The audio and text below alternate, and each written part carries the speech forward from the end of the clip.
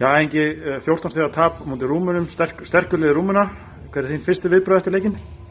Ég ánægður með að liðið hætti ekki neitt og við fengum gott feedback frá liðinni í seinni hálfleikinn og byrjum seinni hálfleikinn mjög sterkt og eftir að hafa verið líkamlega undir í fyrri hálfleik þá settum við mikið vandalega á það í seinni hálfleik og vorum eiginlega bara óheppin að ná ekki mununum meira niður. Fórum við niður 8 stiga eða eitthvað. En ég var bara stoltur af Stefánum að halda áfram og gera þetta leik.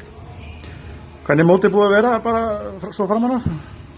Við erum ekki ánægð með eitthvað og við þurfum að bæta þegar það kemur líkamlegur styrkur og pressa þá svona hörður það eins en við svörum því mjög vel á móti Georgíu og þá vorum við með líkamlega yfirburði á þær og nýttum okkur það mjög vel þannig að við þurfum að balansera þetta og þegar framöndan er leikur við keeper frídagur morgun en leikur við keeper sem er spurning hvort að við ætlum að spila í 9-16 eða 17-24 og áhuginn er að spila með 9. seti.